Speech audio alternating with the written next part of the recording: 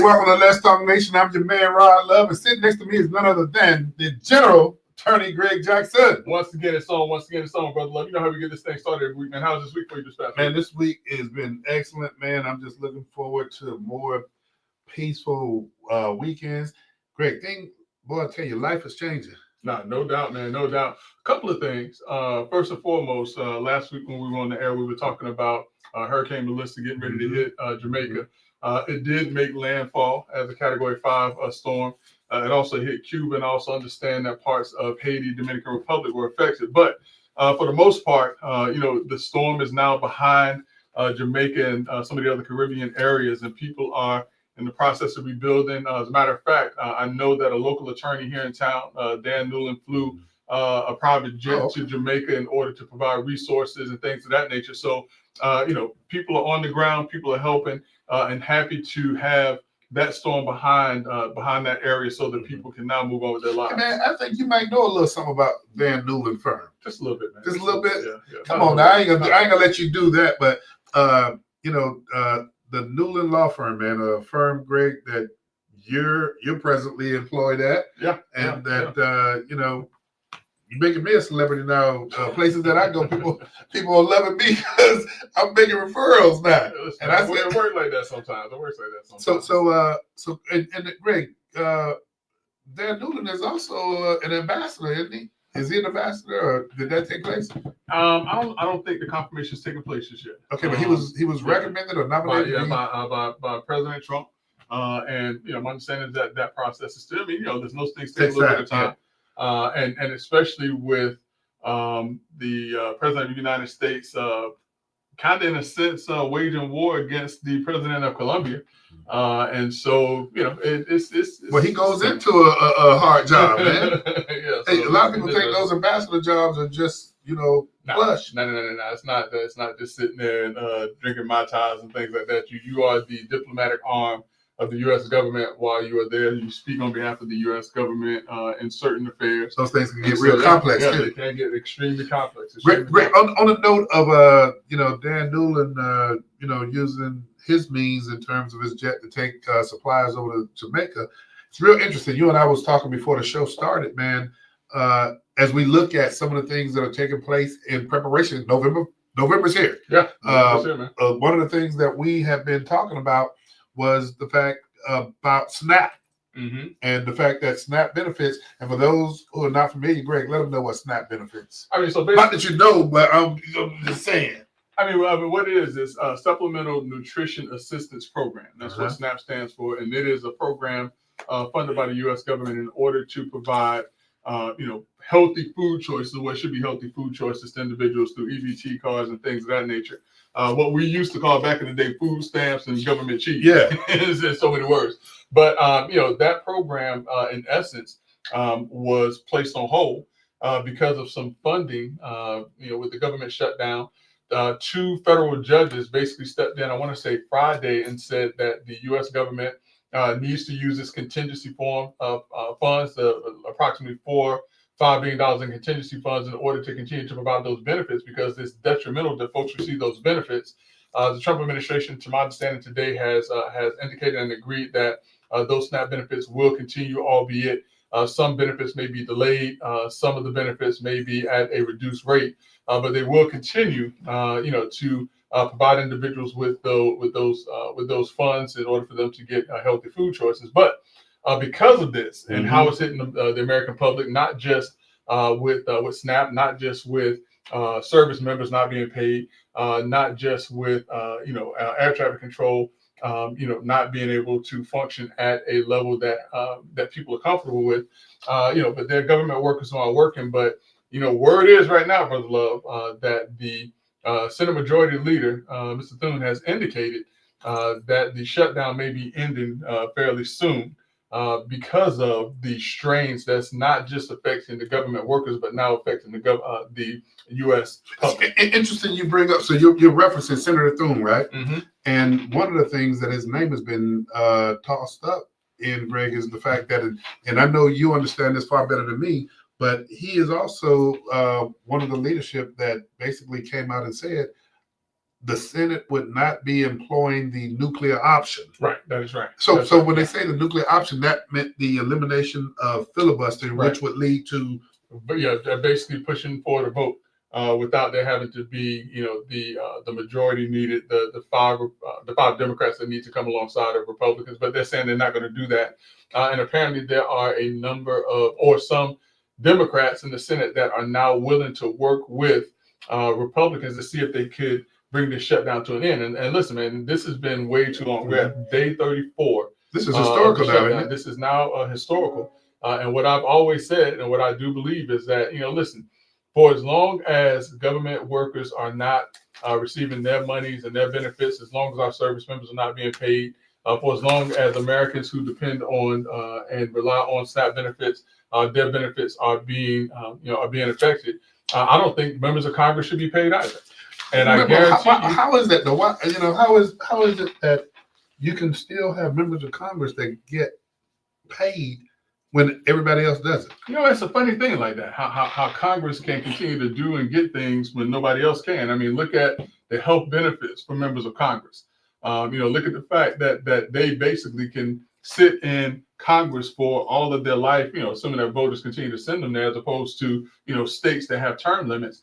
Those who write the laws rule. And so in this particular case, members of Congress, I guess they put in some provision that they will continue to get paid even if nobody else does.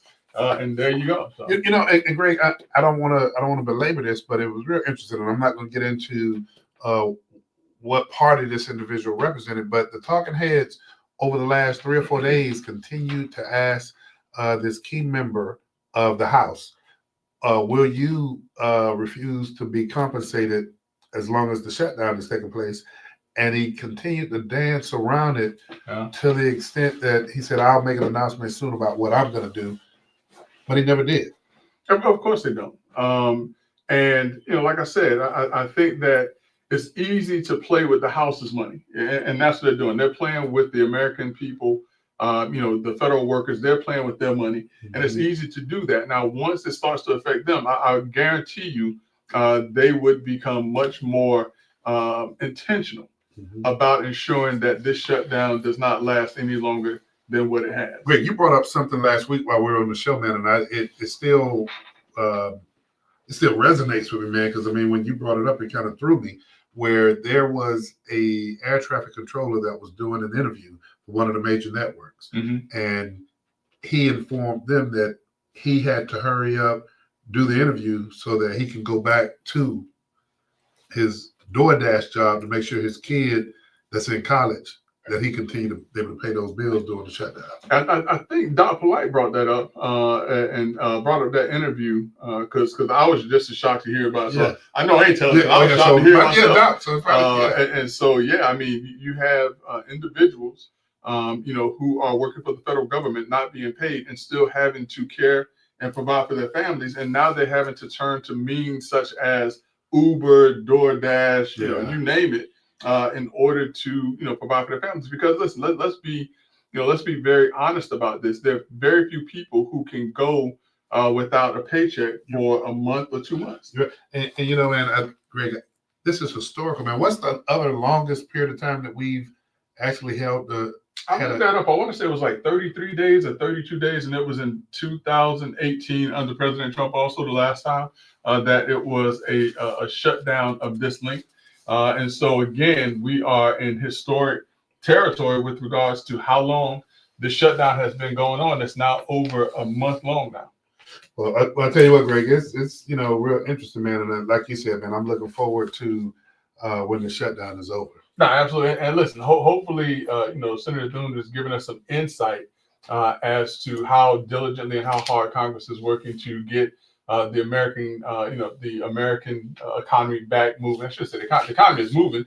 It's just that they are not able to do anything without approving a budget at this point. And this, in my mind, we should get. And the reason why it's being held up, I think that people need to realize why it's being held up is because Democrats are holding out because they want to have certain benefits for certain individuals as opposed to looking out for their constituents at this time. And again, I could completely understand wanting to look out for certain folks, but there's a time and a place to take a stand, and now it's not that time to take that stand when it is being detrimental to American workers in the federal government and individuals who receive and depend on federal benefits. You're absolutely correct. Hey, Greg, with that being the case, man, and what I'd like to do, man, is I like to take you to New York before I bring you back home. Okay. And so with that, tomorrow, we have some other things that are taking place, man. And one of those things is an election in New York. Yeah. An election for? Election for mayor. That is the big ticket item that's taking place in New York. Doc Polite's friend, Zoran Mondani. Hey, I thought we were gonna stay on time tonight. Doc Polite's friend. There you go. Who he's endorsing. Hey, I do have that video queued up if you're interested in seeing it. Which one? Stephen A. Smith talking about the Uber driver. Oh, you do have that. Yeah, let's take a look at that. Yeah. Hey, 904 in the house. Mr. Greg Jackson Sr., good to see you this evening.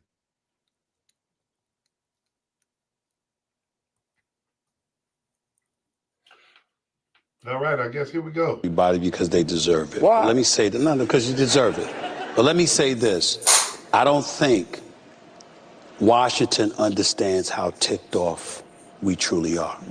Think about the conversation that we're having right now. You brought up the single-payer system, emulating Canada.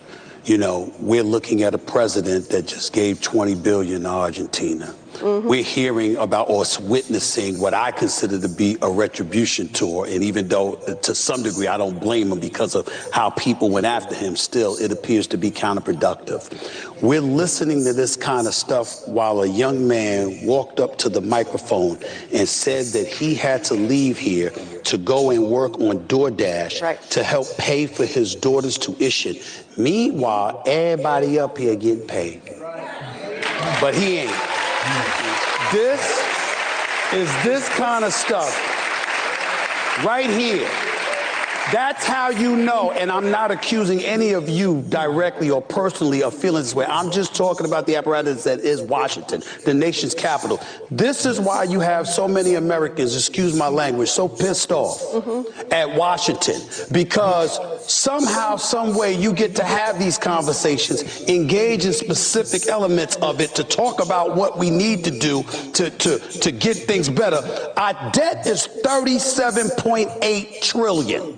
Somehow, some way, the taxpayers been paying this, been throwing money, because we all look at our checks, and it's been going to the government. And somehow, some way, you're supposed to be doing something constructive and productive enough to make sure that we don't have that kind of deficit. It isn't happening. A government shutdown is going on right now. A man has to work on DoorDash when he's really an air traffic controller that we applauded. And we're up here talking about how much some money is going to cost. And the only person that don't have a check coming is him.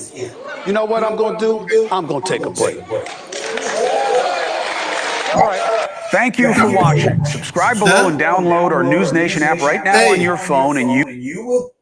That was right on point. And let me hit this real quick, and I'm gonna pass the baton. But many of us are familiar with Stephen A. Smith, with the energy that he brings as a sports commentator. But Greg, he is showing, man, and he's been showing probably to me, what I've seen over the last year, this guy has a great deal of debt to him as it relates to how he sees things, man. I'm glad that he's bringing the same energy that he does from sports commentator, from that observation, man. I'm energized by it, but he made some real salient points. Listen, Stephen A. Smith is not too far removed from being like Charlemagne the God. They get the information they know just enough to sound smarter than the average person. I'm just gonna say what it is. They get the information and they sound just smart enough than the average person. He can throw the numbers out there and all that. Cardi B. Yeah, but he doesn't have a real understanding of how government works and deficits and how we've been operating in a deficit for how many years now. It's always been that way. So I can dig it. Now, the one thing that he did say that I'm going to applaud him on is the fact that he said that the American people who work for the federal government, and I'm paraphrasing a bit, they're not being paid, but everybody sitting on the stage, which they were members of Congress, were being paid. Now, I wish you would have dug in on that point just a little bit more, and because I think that was the right point to make. is that everybody on that stage who is in Congress are still getting their paychecks, and someone who's an air traffic controller has to go and do DoorDash because Congress is sitting on their hands, not moving fast. Hey, you know what? I love this conversation. Let me just make sure everybody agrees. I thought you were gonna go ahead and do this because this is your style. I shouldn't be doing this. You should be. Yeah. But I'm gonna let you go ahead and do that, brother, so that you can let people know who to dial into. Oh, listen, man, you're tuned in to Two to One Simple with your voices in Central Florida on a Monday night podcast. Brother Love and Greg Jackson, the dynamic duo, along with Doc Polite. What's up, Doc? If you want to be a part of the night's conversation, all you got to do is hit 407-921-6195. Again, that's 407-921-6195 to talk to Two of the Most Simple Voices in Central Florida. Brother Love, Greg Jackson, and we got Doc Polite along with us. And if Armando open the door, he'll say what's up to y'all too. But Brother Love, let's get it on. Hey, he bringing that energy, man. Bringing that energy. But you know, Greg, I tell you, this is one of those conversations, and I hope we do have some people that dial in tonight and just, you know, give us their perspective. And I mean, this is a civil conversation. We may not agree. And I think when we talk about iron sharpens iron around Absolutely. Absolutely. You know, I love the fact that he brought the highlight to the fact that this is a air traffic controller, one of the most critical infrastructure job in the nation. You know, I don't know about you, but I don't want to be up there at 10,000 feet and dudes say, my hours got cut, so I'm staying home. Or I ain't getting paid, I'm staying home. You know, that is a critical job. So we have to do better in reaching out to our elected officials and engaging them and letting them know, you know, I fought the American people. We're not loud enough, and we're not willing to put our feet in the fight. Everybody else says somebody else ought to do it. We pass the buck. So again, that's like communities that wait on somebody else. I love the energy of the candidates for District 5, but sadly, we're going to watch tomorrow less than 2% of the population of that district come out and vote. Come on. And Doc, you're right. And I'm the one, I'll take ownership. I took us off track because we were going to New York first, and then we're going to come back home. And Greg, you were talking about the candidates. Who are the candidates in this New York race for mayor? So, yeah, like I was saying, Doc's best friend, Zohran Mamdani. That's how we got off track. But Zohran Mamdani is the front runner right now, for the mayor of New York.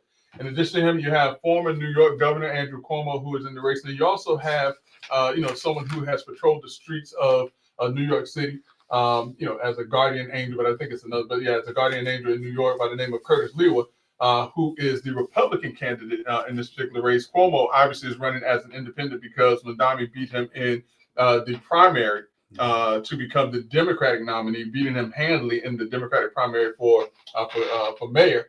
And so those are the three individuals. And right now, from the last reliable source that I've seen, which is the Quinnipiac polls, Mamdani is actually up by 10 points. And the turnout has been record-breaking in terms of people that have already voted. But the problem is that if it's record-breaking right now, it's probably not a good sign for Mamdani. Okay. Because there are a lot of people who said that after he beat Cuomo, that they really truly realized that this guy was more left leaning than they are comfortable with.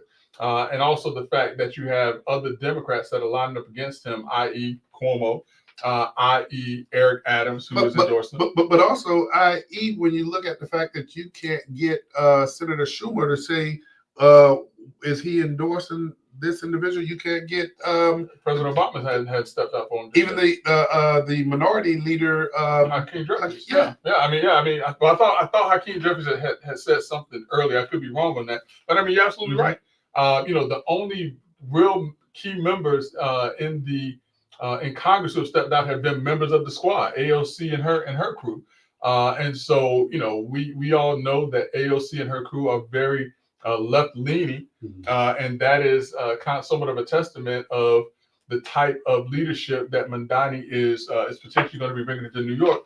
And the more interesting thing, Brother Love, that a lot of people don't realize, is that Andrew Cuomo, as I said, he has the endorsement of Eric Adams, the former mayor who could not run for whatever reason it is. His campaign was hit because of some issues. But in addition to Eric Adams, Andrew Cuomo has also had a very resounding endorsement, and air quotes if you would, from Donald Trump. And not that Donald Trump is saying that he would support a Democrat, because listen, again, Curtis Lewa is a Republican in the race, but what Donald Trump is saying is that, hey, listen, if someone is going to win, Donald Trump's words, not mine, but if I'm going to support, or if I'm going to suggest someone to vote for, I will suggest a Democrat over a communist. Is what he is referring to Mondani. So, Greg, do you think if Curtis Lewa wasn't in the race, that it'd be much closer than it is now? It would definitely give people someone else to look for, because I want to say that Curtis Lewa has 14% of the vote. There's 6% that have not responded or undetermined at this time. So that's 20% of the electorate right there. And Cuomo is trailing by 10%. Now, I would be hard pressed to say that any part of that 13 or 14% to Curtis Lewa is looking anywhere near Mondani. So they would more likely than not go towards Cuomo, but to what percentage I don't know. So yeah, I think if Lewa would have stepped back, 2-3 weeks ago, a month ago, put his support behind Cuomo, I think that this would be a much closer race. I'm just surprised that when you look at the polls and where they're at right now, that Mr. Lewa is still in it. Listen, some people say he has a chance. Some people are saying that the turnout in the votes are the conservatives in New York. So what do we know about polls anyway? That they're not to be trusted and relied upon. Not to be, but here's the other thing too, though, Buffalo. When we talk about Mondani and the possibility that this guy's going to be the next mayor of New York, I have heard that there are 8 million people in the city, 8 million people in the city that never sleep, New York. And I've heard that 700 and some odd thousand individuals have indicated that if Mondani wins, they're leaving the city. That's almost 10% of the population of New York that's saying that they're going to leave New York City, which would be the largest exodus of individuals from any city at one given time, if that is in fact true. The other thing also is that businesses are saying that they are going to relocate outside of New York because of the policies that they feel and that Mondani has indicated he's going to bring, that they feel is going to harm their business. And then also Donald Trump has indicated that as the president, federal funding will be severely cut to New York, and that he would only give them the bare minimum of what it is that they are allowed or entitled to get as a state here in the United States. So Greg, let me ask you this question, man, because you and I mean, we've seen, just as everybody else has, where we've seen, what we call right, and then we've seen left. And then on the left, we've seen this new terminology of progressives. Where does Mondani sit on the left? Because to me, it seems like it appears that he's even far past that. I mean, he is far left. He is beyond progressivism. He is, what some would refer to as a socialist, because what he feels is that the government should take from those in a competitive market and give to those who have not worked to achieve those things.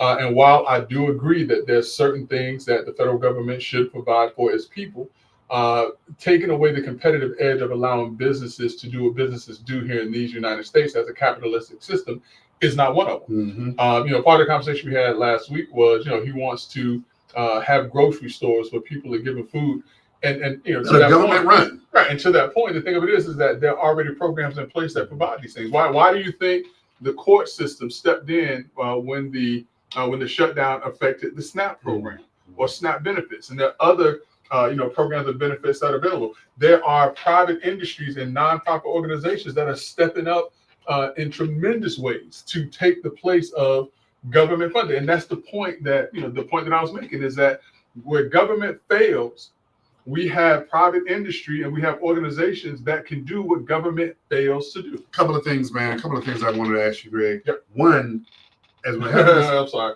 Brother Burns said that he's a Marxist. All right, Brother Burns, be nice. Be nice. He's going in. Be nice. Going in. But Greg, have you heard? And by the way, I apologize. I want to say happy 80th birthday to my good friend John Burns. He and I got together for a little bit on yesterday. I bought him a nice little stick. He likes Davidoff, so I got to make sure he had a nice little Davidoff. I sipped on me a little bit of wild turkey, and we had a great conversation on yesterday. So again, happy birthday to my good friend John. Hey, happy birthday, and y'all, thanks for the invitation, by the way. But anyway, Really impromptu, man. I was in the office working, and he was like, "Hey, I'm about to head up in." I was like, hey, "Give me a minute. I'll be right there, man." Hey, but great. Here's something I'm real curious about. As we talk about the left, as we talk about government, that brings me to Bernie Sanders, Senator Sanders. Yeah. Have you heard? What is his perspective on Mondami?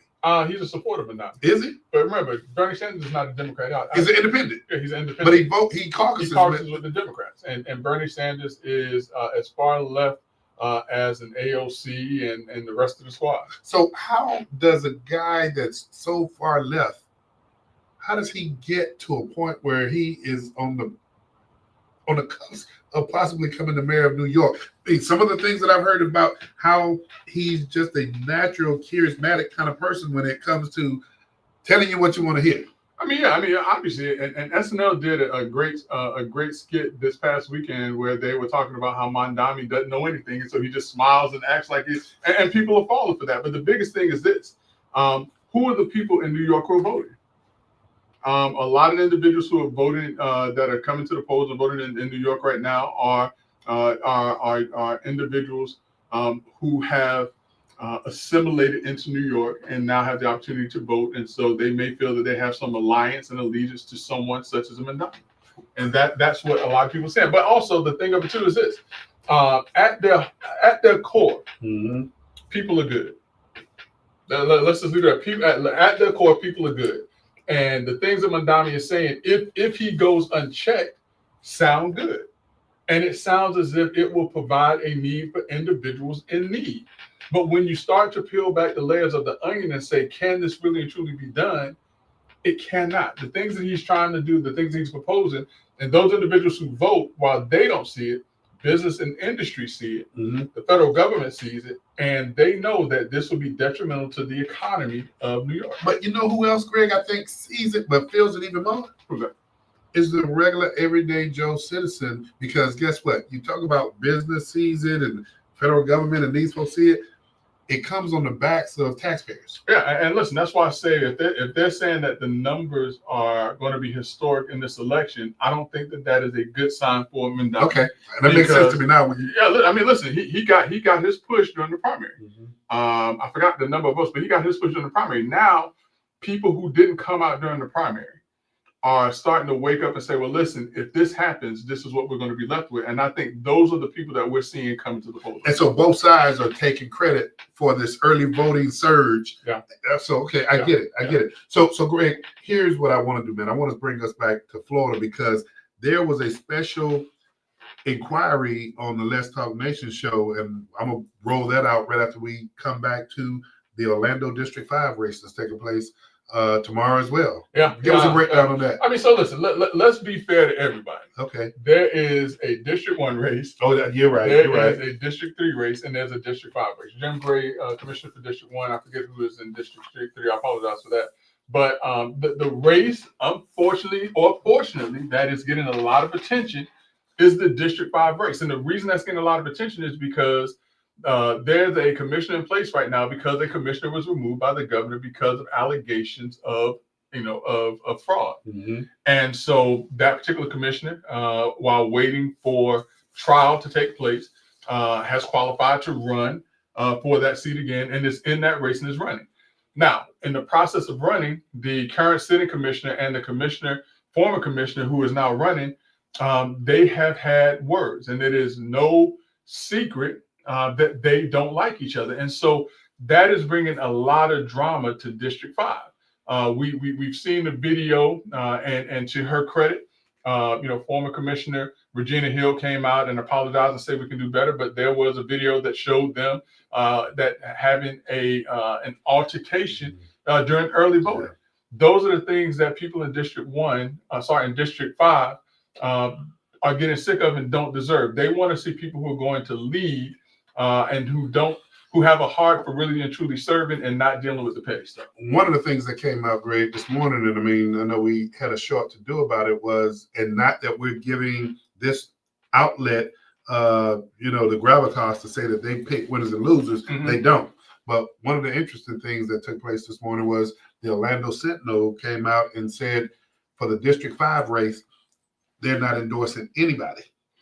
Listen, and that's symbolic for a lot of different reasons. And the Orlando Sentinel knows, as a publication that they have made endorsements where they've been wrong. Correct. And they've made those endorsements anyways. And the Orlando Sentinel knows that if they say that they're not going to endorse any candidate in the race, that is an indication that there's some issues that they don't want to be tied to. Because no matter who they endorse or don't endorse, this is still, I'm trying to say this in as kind of words as I can.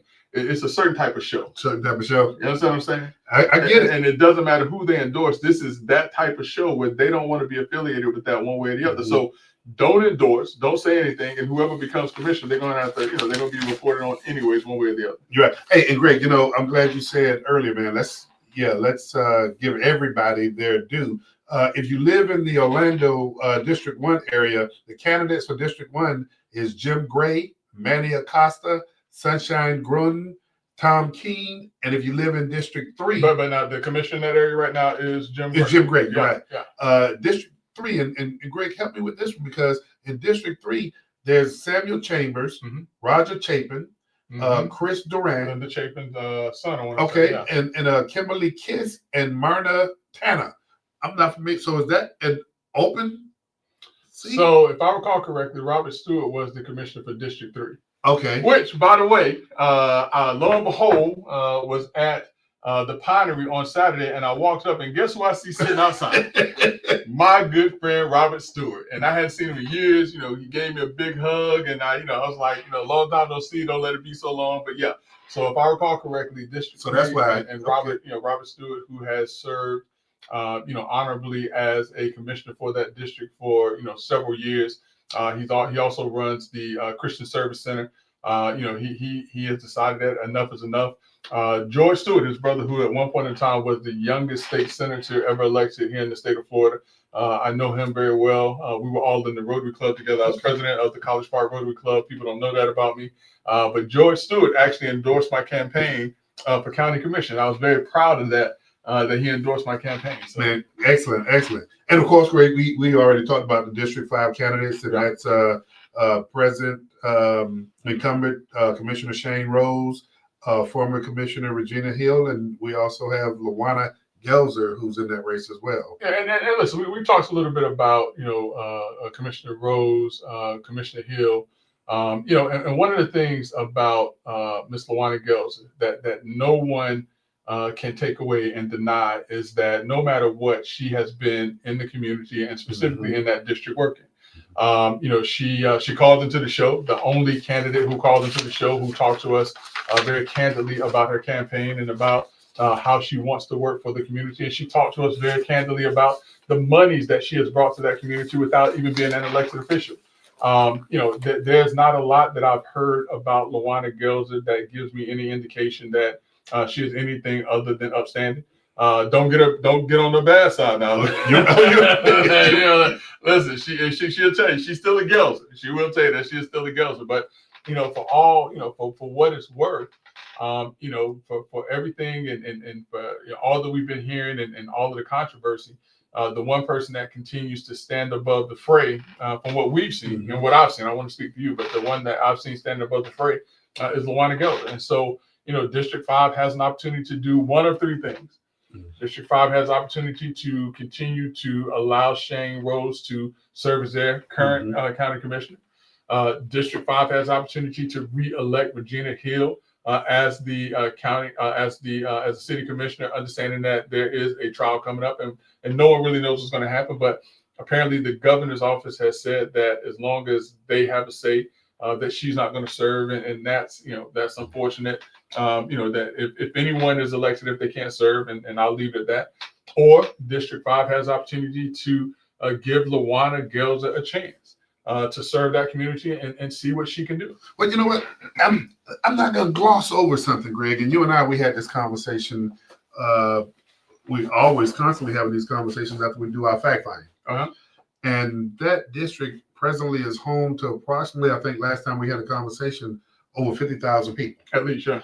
And during the special election, Greg, and I don't remember the number right off the top of my head, but it was somewhere in the number of 3,000 people that Yeah. came out to vote. Yeah. I wanted to say 25 to 2,800, but you might be right. It may have been around. And so you know where I'm going with this. Yeah. You can allow a small percentage of the population A very small percentage. to elect a representative that's going to govern 50,000+. Think about that. And listen, and make key decisions for how that area grows and moves forward. Because listen, let's be real about it. When someone becomes a commissioner in Orlando, unless something happens, that person can be commissioner for the next 20 years. Because there's no term limits. No term limits. I mean, and so they can be sitting there for the next 20 years. I mean, like I just said, my good friend Robert Stewart has served.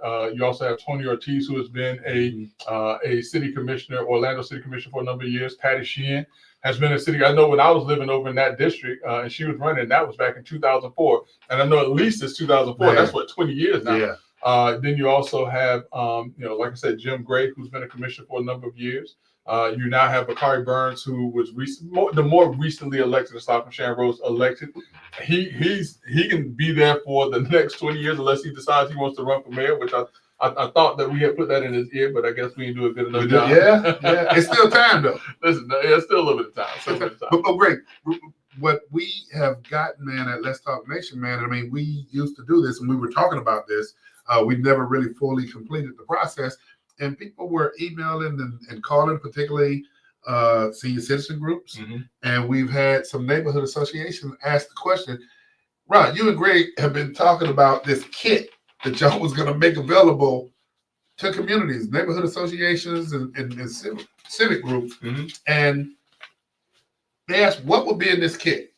And this kit would have things in there, and I'm gonna go to the Socratic questioning again. And what you would do as an association or a civic group is you would ask individuals, what are they promising to do if they're elected to office? Mm-hmm. What concrete actions, if they get in office, are they taking? See, people don't realize when you're on the dais, you're creating a record. Yeah, that's true. And that record is a record of your advocacy or lack thereof. Mm-hmm. And so, Greg, we got to sit down and seriously think about putting this.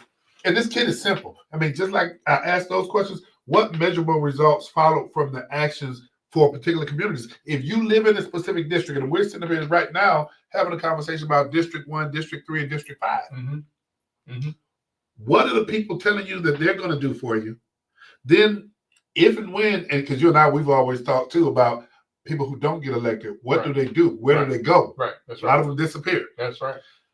But then the other question is, if they get elected and they're on the dais, how can you see or measure their advocacy? You can measure it based on their votes. Mm-hmm. You can measure it based on their advocacy to see if they're putting forth the issues that they told you they were going to put forth. Yeah. So great. I don't know, man. We got to just sit down, man, and pump our brakes at some point in time, because there can be some big races coming up here in the future. I mean, and listen, I mean, aside from, keeping a record on the dais once they make it to become an elected official, look at the work that they've done before. Is this a person that's saying, before I became an elected official, I brought XYZ resources to this community? Or is this someone that's saying, before I became an elected official, I worked for this government office or that government office? What is it that they really and truly bring to the table? Do they bring fresh new ideas? So they bring an understanding of business and industry and, governance and different things of that nature? Or are they coming there? You put that kit together just through your articulation. I mean, listen, are they bringing to you a resume of their work within government that really and truly does not give any indication as to their success as a candidate and as a leader? When we talk about what evidence do you inquire about or collect when you're talking about measuring a person, voting record on key issues, roll call votes in particular. When you look at ordinance or bills that are sponsored or co-sponsored and the outcome of those bills. Right. I mean, Greg, it's not rocket science how you can measure, but here's something that you and I both know. If we leave it up to, just this thing about osmosis taking place, it hasn't happened. Yeah. Well, I mean, listen, and let's be honest about this. the common voter is lazy. If we're going to be honest about it, and I apologize for being this blunt, but it is a Monday on the first Monday in November, so I do deserve a little bit of grace. But most the average voter, they're ignorant. They don't look. Define ignorant, because some people get insulted. Ignorant just means it means whatever you think it means. Listen, define how you want to define it. I'm not. Listen, I talk myself in the corners, and I'm good with that. So I'm gonna say the average voter is ignorant. I'm gonna say it. If anybody wants to listen, I miss. There used to be a lady on WOKB. Remember, she used to call me all the time. We used to argue. I miss. Oh yes, yeah. I mean, she and I. But you know what? She just through those calls and that iron and sharpening the iron. Well, no iron sharpening. I was. Oh, she was getting some cutback now. She wasn't getting nothing. Listen, don't give that lady no credit. Hey, but I still enjoyed the conversation. I mean, because she was arguing from a place of emotion. It's called the Dunning-Kruger effect. And let me put it in a street term. Stupid people don't know they stupid. Wait, Doc. I ain't say stupid. I said you know the difference. But that's it. They're oblivious. Stupid people don't know they stupid. And it's called, psychologically, it's called the Dunning-Kruger effect. But remember, Doc, I talked about the dumbasses? Yeah. It's the dumb mass. I mean, when people thought that I was saying something else, it's the dumb masses. It's dumb people in the mass of individuals that vote who don't know the issues. And I'm just breaking it down in everyday speak. Stupid people don't know that they stupid. Oh boy, we all have our side. And listen, it's like this: you don't know what you don't know. If you're stupid, right? But if you're smart, you know that there's certain things that you don't know. And there's a cure. There's always a cure. Information. Yep, I agree with that. Information. See, being ignorant is a choice in today's world. There's so much data and information out there, and verifiable and empirical data. You making a choice to consciously be uninformed and ignorant. I can go with that. So that's why stupid people don't know they stupid. All right. I don't even know a good segue from this. I'm gonna just push us through. And these are not the words of Greg Jackson or Rod Love. In no way, I have to put a disclaimer on myself. Hey, Doc. Hey, but you know what? Doc said you got to put a disclaimer on this stuff. Hey, I'm gonna push us Trust through. me, y'all. They don't say this kind of stuff. I say it. They don't. You make it even more interesting, Doc. Huh? You make it interesting. Oh yeah, because I'm not gonna sugarcoat it. I love people enough, y'all, and people take my bluntness in the wrong way. I love people enough to give you the right information. See, I have no motive for scamming you or telling you the wrong thing. It doesn't do anything for me. Yeah. I'm not trying to build a congregation or a flock or a following and get my likes up. I'm just telling you it is what it is. And people should be more appreciative of people like that. Yeah. There you go. So with that being the case, and just pushing through, there's late breaking news that we thought was going to take place on Thursday. It's still going to take place Thursday, but I think that we're going to give people some insight ahead of that. That announcement on Thursday. And Doc, you probably know what we're talking about, but Mayor Jerry Dimmons, Orange County Mayor Jerry Dimmons, has indicated that on Thursday that he has a big announcement to make. Well, we have it here on good authority, Doc Blight.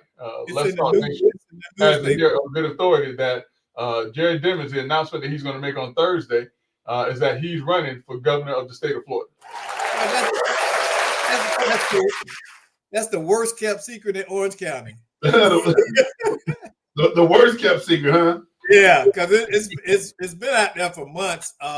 In fact, the Sentinel ran a story about it today. So But here's the thing, though. So while he's making the announcement on Thursday, what he forgot to do was to not file the paperwork in Tallahassee until after he made his announcement.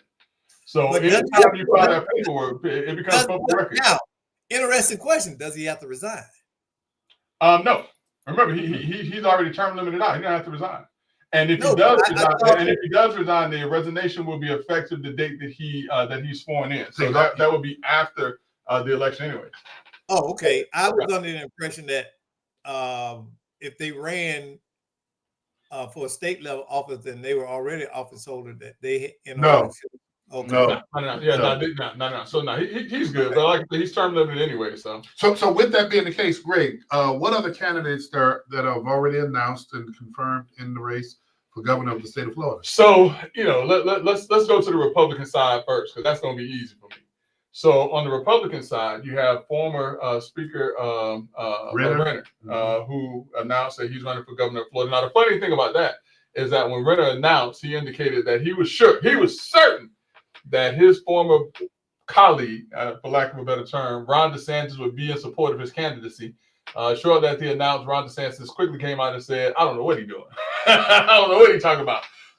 And some believe that's because First Lady Casey DeSantis is potentially lining up to run for governor also. So why would Governor DeSantis be excited about someone else getting in the race and endorse somebody else when he believes and folks believe that his wife's going to run? And Doc, that may be another one of the best kept secrets in Tallahassee right there about Casey DeSantis. Now, on the Republican side also, you have a congressman from the great state of Florida, obviously by the name of Byron Donald, who has gotten the endorsement of Donald Trump. Right now, he is the front runner for the Republicans for the nominee as the Republican candidate for the state of Florida. And actually, when you pit him up against the names that have come up for this governor for the election for governor of the state of Florida, he is still at the top in terms of the front runner.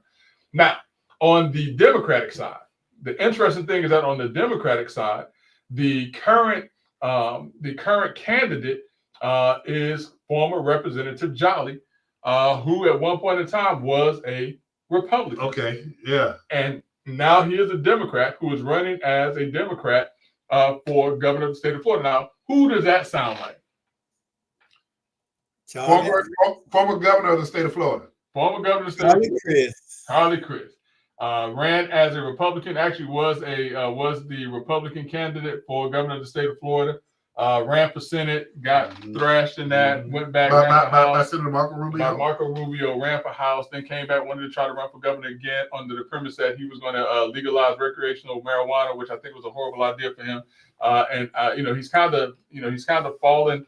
And he's no longer in Congress either, is he? No. And listen, this guy could have written his ticket to just about anywhere if he just would have taken those steps just a little bit slower. I think he could have easily been vice president of these United States on the Republican side and potentially run for president. Because he was a Republican governor. Yeah. Then toward the end of his term, when he was running as a United States senator, or running for Senate, he switched parties. Well, he switched after he lost in the primary. Okay.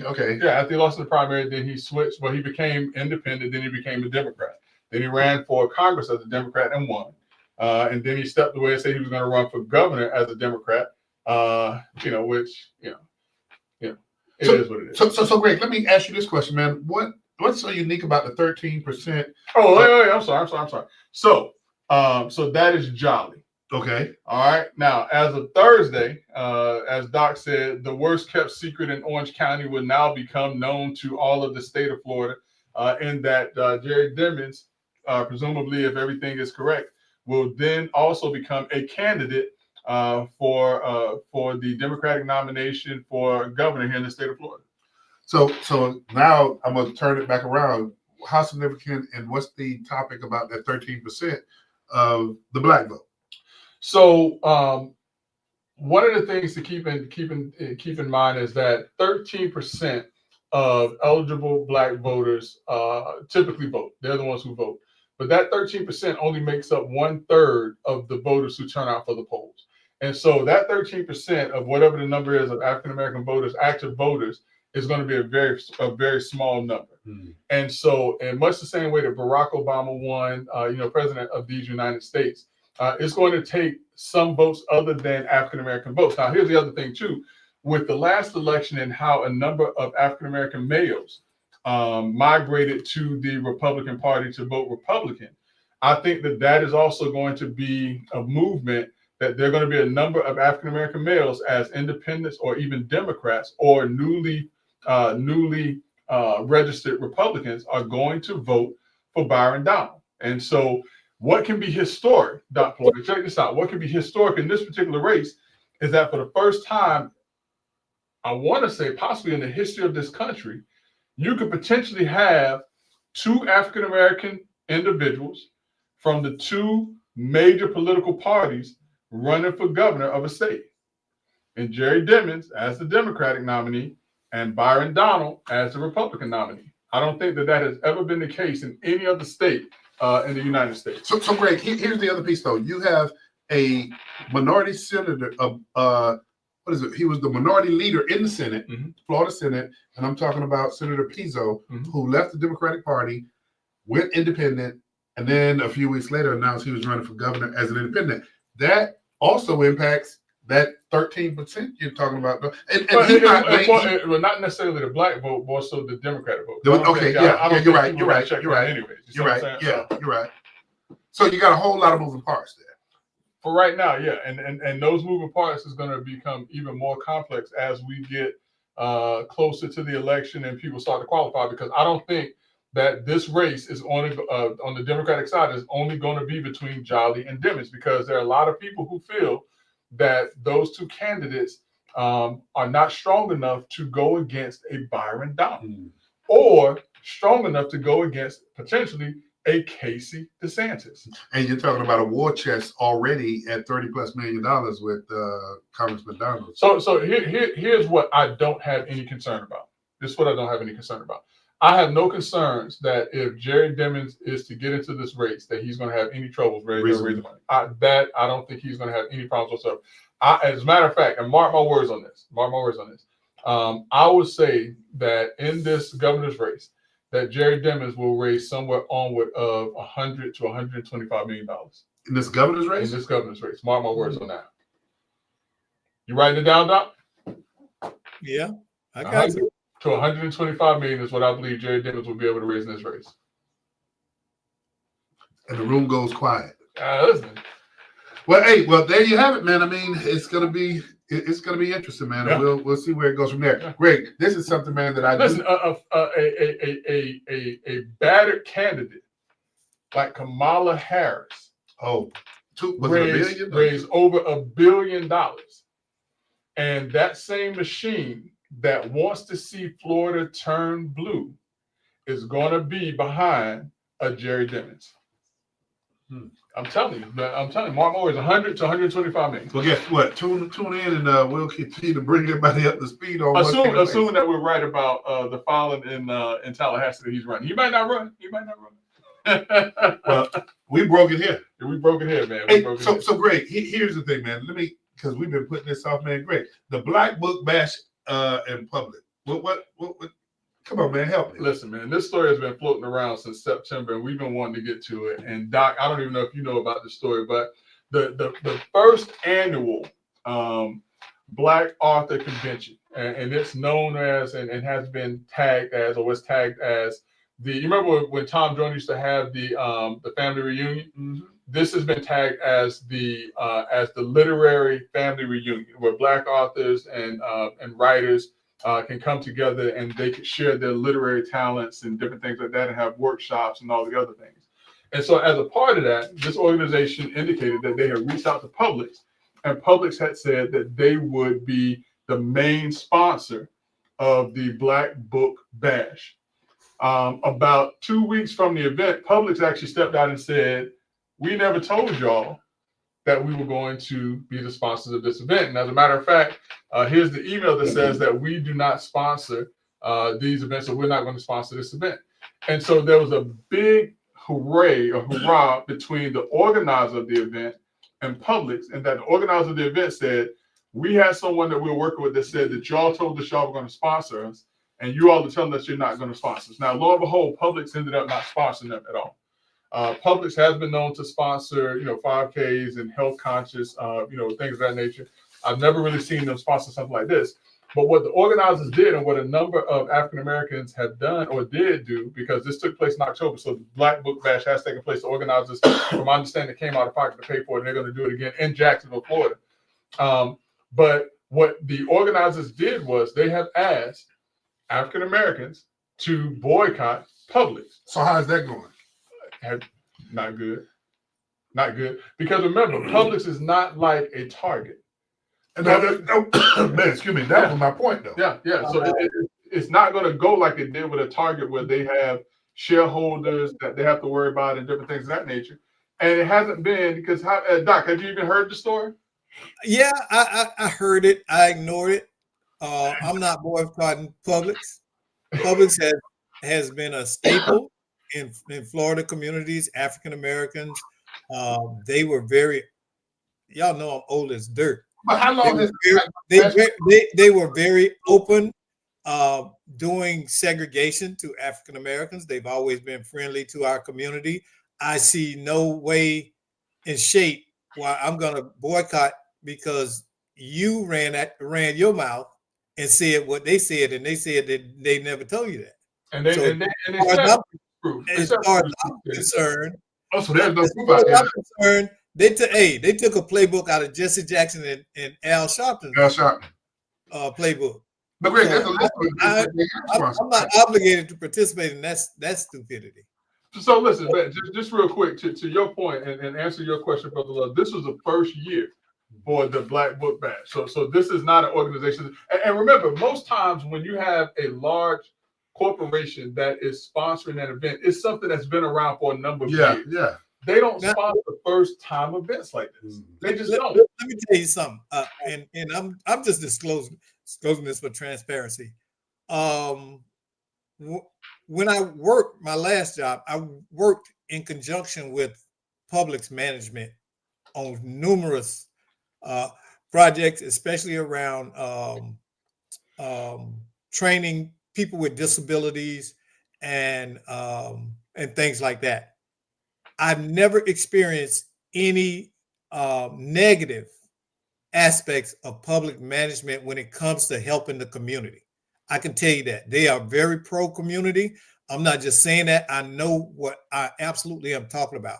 I've seen them champion numerous causes, and this sounds like someone is trying to basically blackmail them into sponsoring. So Greg, what are some of those lists of former events that Publix has sponsored? I mean, listen, like I said, they have sponsored things like the Gasparilla Distance Classic, the Atlanta Marathon, the Fort Lauderdale A1A Marathon and Half Marathon, the Savannah Triathlon Running Series, the Chattanooga Waterfront Triathlon, and things like that. So they have had no issues and problems doing it. They sponsored Autism Speaks. Okay, those type of events. Okay. So my question is this, and we're down to 2 minutes. My question is this: if this takes place, Greg, from your legal perspective, is this actionable with that group, the Black Bash? No, because they don't have anything in writing that says that Publix agreed to do anything. And where's the detriment to them? No, but I'm actually speaking so the reverse is Publix. Yeah. I mean, obviously, if there was a big enough push and something that Publix was concerned about, which obviously they aren't, then yeah, this would be considered to be defamation on a corporate organization that they could take action on. Now, I will say this, to Doc's point also, because I used to work at Publix when I was in college for a short period of time, and I will tell you that every person who works at Publix has an opportunity to be a part owner of Publix. Yeah, that's one of the things, and they don't base it on your age, your color, your gender, anything like that. Because as a matter of fact, the guy Williams that I worked next to, because I was a cashier in Publix, at night on Wednesdays he would go downtown to Tallahassee, and he became Desiree.